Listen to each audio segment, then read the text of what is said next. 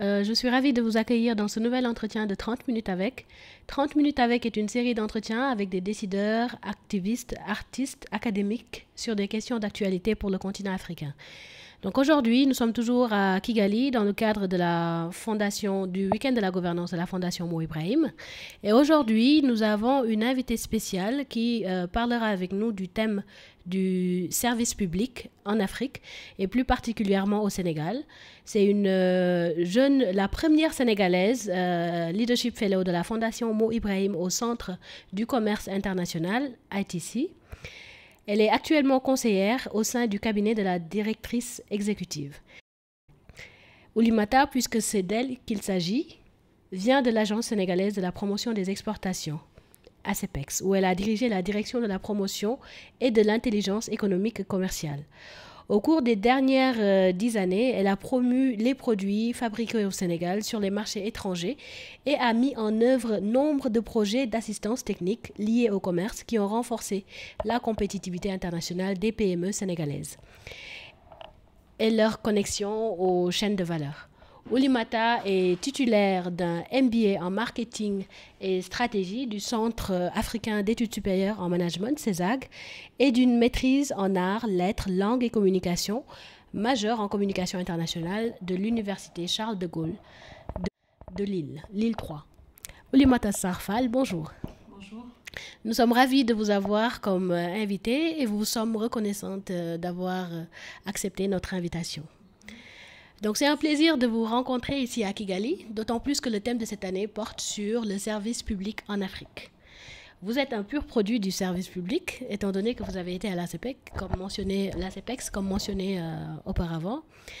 Donc lorsqu'on parle du service public, l'image qui vient à l'esprit, c'est le désordre, c'est peut-être l'inefficience, c'est une image qui est loin d'être une image, disons, positive. Et lorsqu'on voit la situation des jeunes, qu'il s'agisse du Sénégal ou ailleurs, la plupart des jeunes sont soit diplômés, mais n'arrivent pas à trouver d'emploi, ou n'arrivent pas à trouver d'emploi dans les secteurs où ils sont diplômés. Et nous sommes ici au Rwanda, où on a appris hier que 43% des effectifs du service public sont des jeunes âgés d'entre 25 et 35 ans.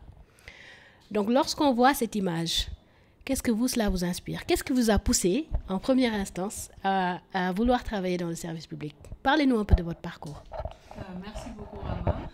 Donc, je pense que depuis toute jeune, j'ai été, dès mon enfance même d'ailleurs, j'ai été très passionnée par tout ce qui touche, disons, au développement international, à l'importance de s'impliquer au développement de sa communauté, à aider les autres à réaliser leurs ambitions et leurs rêves. Et c'est en quelque sorte ce qui m'a poussé progressivement à mûrir cette ambition d'intégrer le service public. J'avoue que quand j'ai fini mes études que j'ai faites en France et que je suis rentrée au Sénégal, j'ai eu la chance d'avoir l'opportunité de choisir entre deux emplois. On dira même beaucoup plus un emploi stable avec un contrat à durée indéterminée et un stage qui était au sein du service public, sachant que le CDI était plus au niveau du secteur privé. Mais malgré cela, je n'ai pas hésité une seule minute. J'ai choisi de prendre ce stage qui n'avait pas forcément des perspectives durables, en me disant qu'il faut que je m'insère dans ce service public. Il faut qu'aujourd'hui que j'accompagne le développement de mon pays. Il faut que j'arrive à créer des opportunités pour les citoyens. Et je le fais à travers ma passion qui est le commerce et le développement. Donc il s'agissait plus de la passion et de la volonté de servir plutôt que pour le salaire ou quoi que ce soit d'autre. Ce n'est pas du tout par rapport au salaire, parce que si ça avait été uniquement par rapport au salaire, je pense que je serais allée dans le secteur privé. Là, on m'offrait un emploi stable avec un salaire, ce qui n'était pas encore le cas au niveau du service public. Mais j'ai décidé d'y aller en ayant d'autres intérêts et d'autres motivations, et en me disant, Oulimata, tu dois faire tes preuves. Tu dois arriver à te rendre indispensable dans ce système pour pouvoir rester dans le système et puis réaliser tes ambitions à la fois professionnel, personnel, mais également contribuer au développement de ton pays. Et donc, c'est tout simplement ce qui m'a poussé à aller au niveau du service public, à intégrer l'agence qui à l'époque était l'institution de mes rêves, qui était l'agence sénégalaise de promotion des exportations. J'étais passionnée par le commerce et les exportations, l'accompagnement des petites et moyennes entreprises. J'avais envie de voir un peu partout dans le monde les produits made in Sénégal. Parce que je me disais que le Sénégal n'a rien à envier aux autres produits du monde et qu'il fallait aujourd'hui qu'on puisse nous aussi occuper notre place au niveau de la scène internationale. Et c'est donc comme ça que j'ai pris cette décision que je ne regrette absolument pas. Et comment ça a été alors quels ont été les défis que vous avez eu auxquels vous avez eu à faire face dans le service public? Alors, c'était et c'est toujours très enrichissant, très intéressant de travailler dans le service public. Vous savez, ce qui est quand on travaille dans le service public, en fait, la motivation première, ce n'est pas le salaire. Quand on travaille dans une institution comme la CEPEX, la motivation première, ce n'est pas de pouvoir, en fait, se dire, OK, moi, à la fin du mois, j'ai mon salaire et je peux subvenir à mes besoins. Ce qui nous motive le plus, c'est la possibilité que nous avons de permettre à ces jeunes, à ces femmes, à ces entrepreneurs d'arriver à réaliser leurs rêves. Moi, je suis toujours comblée quand je vois une femme entrepreneur qui vient me voir à la CEPES et qui me dit « Oulimata, merci pour tes conseils. Aujourd'hui, j'arrive à exporter mes produits dans tel pays. Je suis arrivée à me professionnaliser, à renforcer la qualité de mes produits. Je suis arrivée à trouver un contact. Je suis arrivée à... J'ai pu évoluer. » Et ça, c'est tout simplement extraordinaire parce qu'en fait, on est dans cette personne-là. On arrive finalement à plutôt ratisser, à permettre, disons, un accompagnement plus large au niveau de la famille, au niveau de la communauté. Et c'est un impact qui est vraiment non négligeable. Parlons-en justement de ces entrepreneurs. On voit aujourd'hui qu'il y a un regain d'intérêt pour le secteur de l'entrepreneuriat. Comment interprétez-vous cela? Notamment lorsqu'on voit, lors de son discours d'adresse à la nation le jour de l'indépendance, le président Macky Sall a promis un fonds de plusieurs milliards de dollars qui sera dédié à l'entrepreneuriat des jeunes. Donc, pourquoi ce regain d'intérêt dans l'entrepreneuriat et quels sont les défis principaux auxquels vous avez eu à faire face ou que vous avez pu voir lorsque vous étiez à cette direction-là de la CEPEX? Alors, ce que je vais dire, disons qu'il y a déjà deux éléments extrêmement importants. D'abord, il faut savoir qu'aujourd'hui, notre continent et nos économies sont dans une phase de transformation, on va dire, structurelle, qui nécessite une implication de tous. Certes, on a nos défis, on a nos préoccupations, mais pour pouvoir résoudre justement ces défis-là, il faut un engagement de tout un chacun, que ce soit un jeune, une femme, un plus jeune. Il faut un engagement, que ce soit du secteur public, du secteur privé. Il faut que tout le monde sache que c'est dans l'intérêt de tous. La deuxième chose, c'est qu'un défi crucial que nous avons également au niveau de ce continent et au niveau de nos économies, c'est le nombre de jeunes qui, chaque année, entrent au niveau du marché du travail et qui, malheureusement, n'arrivent pas à trouver les opportunités. En moyenne, il y a 18 millions de jeunes qui, chaque année, rentrent au niveau du marché du travail. À l'horizon 2035, l'Afrique devrait, en principe, pouvoir offrir plus de 430 millions d'emplois à ces jeunes, alors que sa capacité, disons, avec les politiques actuelles qui sont mises en place, la capacité de production de ces emplois dépasse à peine ces 10%. Donc aujourd'hui, on est dans une phase où il faut que, disons, que ces jeunes, que ces femmes puissent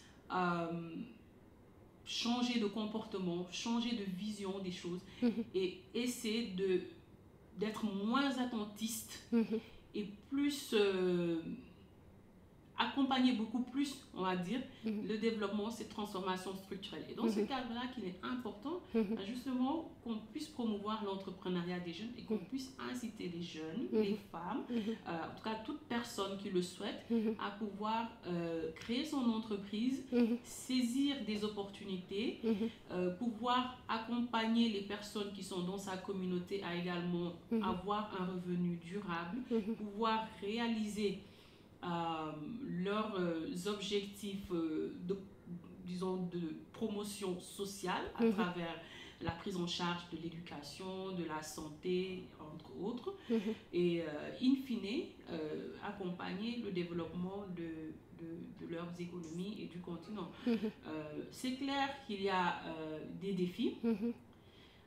C'est clair qu'il y a des défis, en particulier pour ce qui est de l'entrepreneuriat des jeunes, en termes d'accès aux infrastructures de production, en termes d'accès surtout au financement, mais encore plus important en termes d'accès au réseau. Parce qu'en fait, c'est bien beau de créer son entreprise et de pouvoir, et de vouloir du moins s'insérer dans les marchés, mais en même temps, il faut avoir les réseaux qu'il faut, il faut avoir le contact important qui va permettre de déclencher les opportunités d'affaires, et ce n'est pas forcément évident pour les jeunes qui voilà, sont souvent considérés comme n'ayant pas trop d'expérience ou comme voilà, n'étant pas souvent très crédibles, alors que aujourd'hui c'est ce qui leur permettrait d'éclore en fait et de permettre à leur business de prospérer. Vous avez parlé des défis, mais surtout des opportunités que l'entrepreneuriat offre aux jeunes aujourd'hui. Mais ne pensez-vous pas qu'il y a une sorte d'entrepreneuriat mania, si je puis dire ainsi, que tout le monde pense que c'est l'entrepreneuriat qui est la clé de toutes les solutions, que tout le monde va réussir en tant qu'entrepreneur, alors qu'il y a une majorité de jeunes qui se lancent dans l'entrepreneuriat et qui échouent, tout simplement. Quand est-ce qu'on parlera de ça et est-ce que vous pouvez nous, peut-être en donnant des exemples, des cas auxquels vous avez eu à faire face, des résultats actuels? Combien de personnes se lancent dans l'entrepreneuriat et combien de personnes réussissent? Alors, c'est clair qu'il y a, disons, ce que vous appelez entrepreneuriat mania. C'est vrai qu'on a tendance de plus en plus à penser que ce sera la solution, disons la principale solution au développement économique, mais il est important quand même de mettre en place des bonnes stratégies, d'accompagner et surtout de renforcer l'échange d'expériences entre les entrepreneurs qui ont réussi, ceux qui veulent s'investir dans l'entrepreneuriat et permettre justement à ces derniers d'être outillés. Vous savez, je veux dire, l'entrepreneuriat en termes d'échange, en termes de connexion, en termes de retombées, peut être extrêmement important. Mais il faut savoir choisir le bon secteur. Il faut savoir s'associer avec les bonnes personnes. Il faut savoir également être très réaliste. Parce que c'est un parcours qui est souvent jonché d'obstacles qu'il faut essayer de surmonter un par un. Et c'est justement en permettant cette connexion à travers non seulement les entrepreneurs qui ont réussi, ceux qui n'ont pas encore réussi et ceux qui veulent se lancer, mais en même temps en permettant les connexions avec les grandes entreprises, qu'on peut aider ces derniers justement à s'en sortir. Et également, il est important que l'État mette en place un dispositif adéquat et oriente justement ces entrepreneurs vers les secteurs qui peuvent porter l'économie du pays. Oui. Et justement, dans ce sens, je pense que l'ADPME, l'Agence de développement des petites et moyennes entreprises, avait lancé il y a 2 ans un concours de business plan qui visait aussi à former la masse ou tout au moins une partie de cette masse-là qui s'aventure aujourd'hui dans l'entrepreneuriat. C'est une initiative qui est à saluer. La question suivante, justement, porte sur les PME. Vous avez travaillé dans le secteur du Made in Sénégal, les produits fabriqués au Sénégal. Comment a été cette expérience? Quels sont aujourd'hui, pensez-vous qu'il y a un marché réel, une niche pour ces produits Made in Sénégal et comment transformer ces opportunités-là en réalité comment dire, en porte d'entrée pour structurellement transformer ou du moins contribuer à nos économies à l'heure actuelle? Alors, par rapport au Made in Sénégal, il y a effectivement des niches qui sont là, il y a des opportunités qui sont là, des opportunités en termes d'accès au marché, avec des marchés qui sont de plus en plus ouverts, en particulier aujourd'hui, et le marché africain qui devrait et qui, je pense, sera aussi notre priorité avec la signature très récente et historique de l'accord de libre-échange continental. Des opportunités sur d'autres marchés, d'autres pays, que ce soit en Europe ou aux États-Unis, ailleurs, avec notamment une présence importante de la diaspora sénégalaise, mais également de niches, de demandes de produits qui sont disponibles au Sénégal. Maintenant, le défi, c'est surtout de pouvoir transformer ces opportunités-là, de les saisir et de pouvoir aider les entreprises à justement être dans ces marchés, s'y positionner de manière durable. Et il est également important de savoir que, vous savez, l'exportation ne commence pas forcément par l'activité d'aller vendre son produit à l'étranger, mais également ce qu'on dit souvent en tant qu'expert du commerce international, c'est que l'exportation est le premier marché d'exportation, c'est le marché national. Donc il est également important au niveau de notre pays qu'on puisse, et là je m'adresse vraiment à tous les Sénégalais, que nous puissions valoriser beaucoup plus, accorder beaucoup plus d'importance, acheter des produits made in Sénégal. Parce que nous avons de ces entreprises qui sont dans les secteurs d'activité, que ce soit l'agriculture, le textile, la pêche, l'artisanat, qui font un travail extraordinaire. Alors, il faut déjà qu'en interne, qu'on puisse acheter leurs produits, les aider justement à se développer en interne et en même temps les accompagner sur les marchés pour qu'elles puissent capturer des parts de marché et puis s'y positionner de manière durable. À ce niveau-là, l'élément le plus important, c'est encore une fois le marché régional et le marché continental. Parce que, évidemment, la plupart des échanges aussi ils doivent se faire au niveau du continent. Et j'ai vu, lorsque vous parliez, j'ai juste une anecdote, lorsque vous parliez des produits made in Sénégal et de leur consommation, le consommé local, il y avait l'ancien directeur de l'ADPME, M. Mabou Sotiam. Lorsqu'on l'invitait à l'IDEP lors des séminaires mensuels sur le développement, il refusait de boire toute boisson autre que boisson produite au Sénégal. Donc je pense que ça, c'est une position assez forte et une indication à vraiment faire appliquer en tant que chef de l'ADPME, faire appliquer ce credo-là qui est le consommer local. Maintenant, parlons-en justement du service public. Pour conclure, avant de passer à votre expérience au Centre de commerce international. Comment pensez-vous qu'on puisse promouvoir le service public de telle façon que les jeunes s'y réintéressent? Comment réenchanter le service public? Ou est-ce que c'est les jeunes aussi qui doivent ne rien attendre et aussi s'investir tout simplement pour le développement de leur pays? Est-ce qu'il y a un rôle à jouer là, autant de la part de l'État que des citoyens, de par le contrat social qui les lie?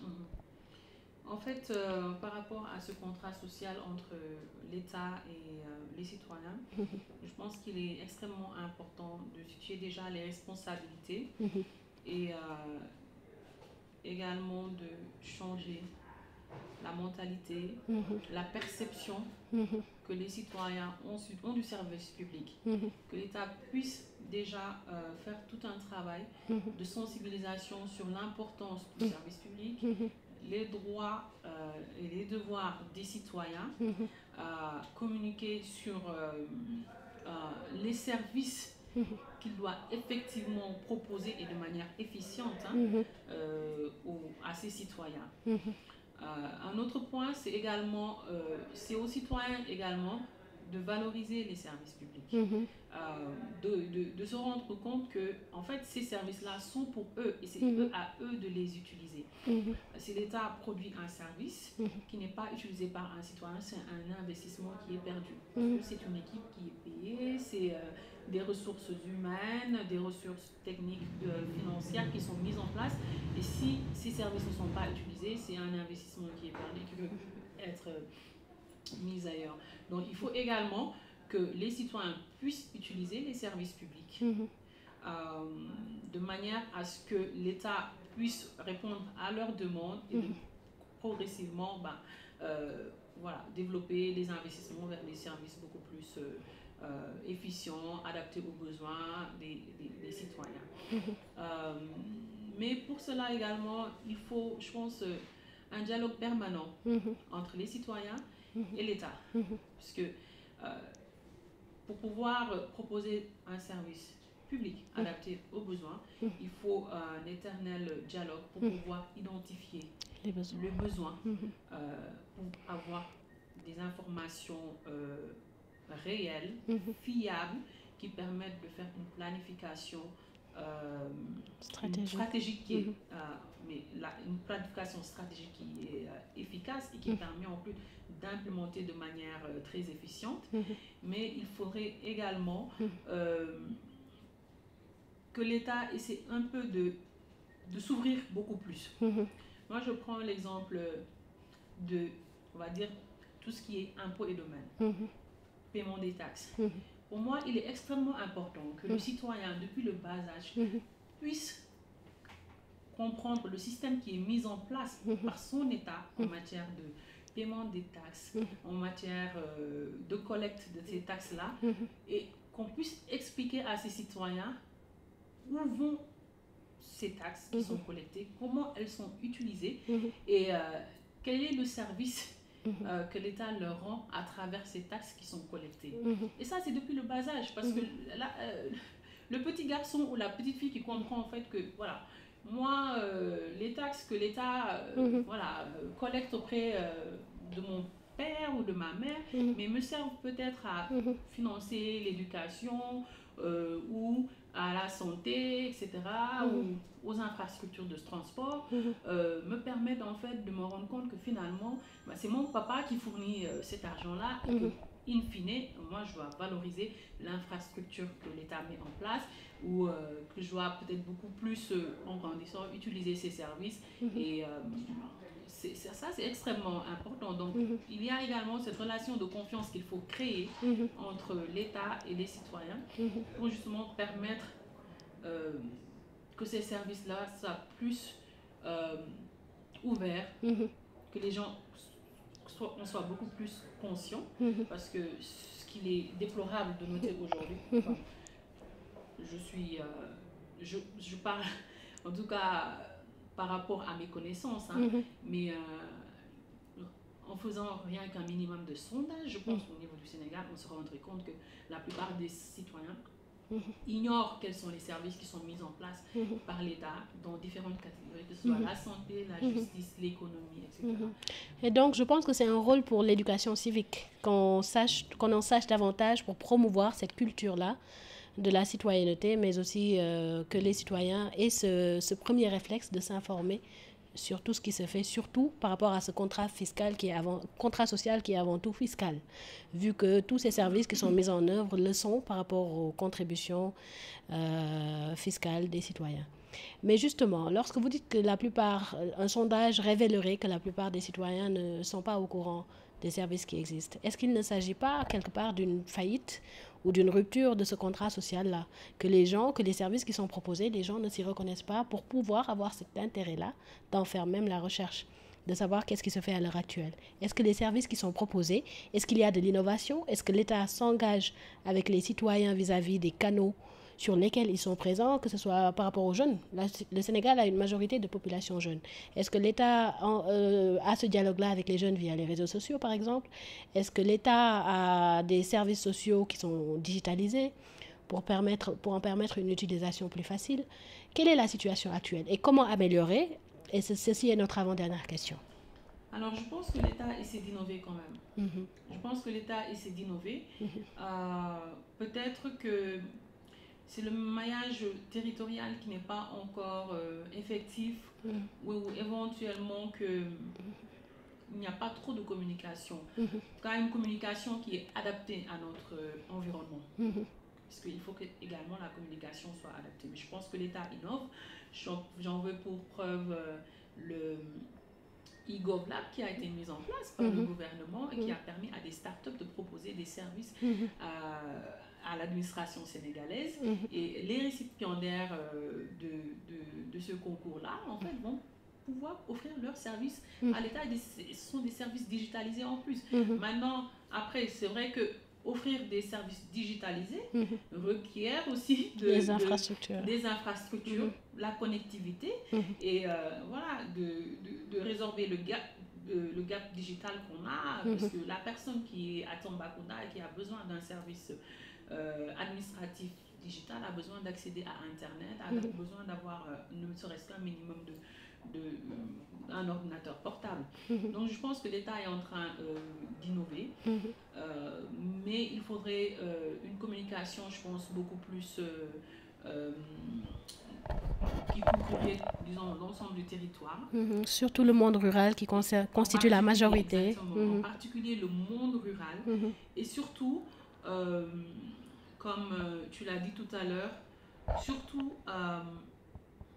voilà, renforcer la citoyenneté. Je pense que ça, c'est également très, très, très capital. Il faut qu'on en fasse une priorité. L'essence d'un pays, c'est le service public. Parce que c'est l'État qui est après tout responsable de sa population, qui doit s'assurer que sa population puisse avoir le droit à l'éducation, à la santé, à un avenir meilleur.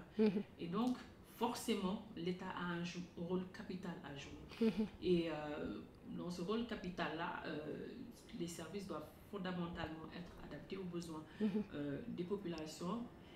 Mais en même temps, au-delà de proposer des services, il faut rendre ce service accessible. Il faut que les populations soient au courant de ces services. Et il faut également leur donner l'opportunité justement de donner leur avis sur ces services dans l'objectif de l'améliorer au mieux pour justement répondre vraiment à leurs besoins. Et juste incidentalement ou même de manière centrale, il est important aussi d'insister sur la lutte contre la corruption, car si les citoyens payent leurs impôts et que les fonds ne sont pas utilisés de manière efficace et efficiente, cela pose un problème. Donc la dernière question porte sur votre fellowship au Centre international du commerce. Donc félicitations d'abord. Vous êtes la première Sénégalaise à avoir reçu ce prix prestigieux et très compétitif. Donc vous êtes basée au Centre international pour le commerce qui est à Genève, conseillère de sa directrice exécutive. Pouvez-vous nous parler de votre expérience et de ce que vous avez appris et de quelles opportunités cela vous a offert? Merci beaucoup, Rama. Donc, en fait, effectivement, j'ai eu la chance cette année d'être boursière, lauréate de l'Ibrahim Leadership Fellow. Et dans ce cadre, j'ai été placée au sein du Centre du commerce international de Genève, qui est l'agence conjointe des Nations Unies et de l'OMC pour l'internationalisation des petites et moyennes entreprises, également l'accompagnement à leur compétitivité. Donc pour la petite histoire, moi ça fait une dizaine d'années que je travaille avec le Centre du commerce international, qui est quand même une agence qui accompagne énormément les pays en développement, en particulier dans ces pays-là, le ministère du commerce et les agences de promotion des exportations, pour justement aider les PME, aider les pays à s'insérer au niveau du commerce international. Alors, ce qu'il faut savoir, c'est que être au sein du cabinet de la directrice exécutive du Centre du commerce international, c'est une opportunité unique. Pour moi-même, venant d'une agence de promotion des exportations, ayant l'habitude d'être sur le terrain, d'accompagner les petites et moyennes entreprises dans l'amélioration de la qualité, à travers les formations, dans la promotion de leurs produits, dans l'assistance technique, c'est une opportunité unique pour moi de passer, on va dire, de l'opérationnel au stratégique. À la CEPEX, j'étais très opérationnelle. Et ici, au Centre du commerce international, je suis très stratégique dans le sens où le cœur de mes interventions repose en fait dans la réflexion stratégique, la formulation de politiques qui peuvent permettre aux PME, de manière générale, pas forcément sénégalaise, mais de manière générale, à pouvoir saisir les opportunités actuelles. Quand je parle d'opportunités actuelles, je parle du e-commerce par exemple, de la 4e révolution industrielle, je parle du CFTA, je parle même du Brexit, pour pouvoir justement se positionner sur des marchés très porteurs et avec des produits qui leur permettent de faire la différence. Ça, c'est déjà extrêmement important, puisque de retour au Sénégal, je pense que c'est un élément que je pourrais apporter à mon pays, en termes également de stratégie qui pourrait nous permettre, nous aussi, de nous positionner d'une meilleure manière et surtout de manière durable. L'autre expérience, c'est plus par rapport à, disons, la constitution de son réseau professionnel. Mais quand je parle d'un réseau, c'est plus d'un réseau haut niveau, puisque en étant avec la directrice, en l'accompagnant à ses voyages officiels, les préparant et en permettant, disons, l'interaction avec ses partenaires de plusieurs pays où ITC intervient, ça nous permet en quelque sorte, en fait, déjà de maîtriser comment un voyage officiel déjà se prépare, mais d'un autre côté d'arriver progressivement à constituer son réseau qui peut à la fois être important pour le Sénégal, mais également pour les entreprises, ultérieurement pour les entreprises que nous accompagnons. J'ai eu également l'opportunité d'être en immersion au sein des sections techniques qui, quand j'étais à la CEPEX, venaient justement à la CEPEX pour nous accompagner dans la formulation de projets, dans la mise en œuvre de projets. Mais là, j'ai eu l'opportunité d'être en immersion au sein de ces services-là et plutôt de les accompagner à un autre niveau, à disons, mieux intervenir, mieux adapter leur stratégie d'intervention pour mieux répondre aux besoins des pays où ils interviennent, que ce soit au Sénégal ou dans d'autres pays africains. Je pense que ça, c'est également très important dans la mesure où, avec l'expérience que j'ai sur le terrain, ça leur permet justement de bénéficier d'orientations stratégiques pour être sûr que ils sont également sur disons, la bonne trajectoire. Maintenant, ce Leadership Fellowship est une... comme j'ai dit tout à l'heure, c'est une opportunité extraordinaire pour quelqu'un comme moi qui est passionné par le commerce, par le développement, qui me voit uniquement dans le secteur public et qui me voit apporter ma contribution au développement du Sénégal. Pour moi, c'est une opportunité unique. Et ça me fait également passer d'une opérationnelle à une personne qui aujourd'hui a envie de plus en plus d'influencer, de plus en plus sensibiliser, disons, les personnes qui sont au niveau de ma communauté pour leur dire, mais écoutez, aujourd'hui, nous avons un rôle à jouer, nous avons à porter le développement de notre pays, nous avons chacun à notre niveau à poser des actes et il est temps de les poser. Donc, je pense que avec cette opportunité-là, j'ai l'occasion également d'essayer de mobiliser un peu. J'espère avoir l'occasion de le faire, de mobiliser un peu en vue justement de contribuer développement de l'Afrique et voilà, de permettre à ce qu'on puisse saisir toutes les opportunités et qu'on puisse enfin offrir un continent meilleur aux générations à venir.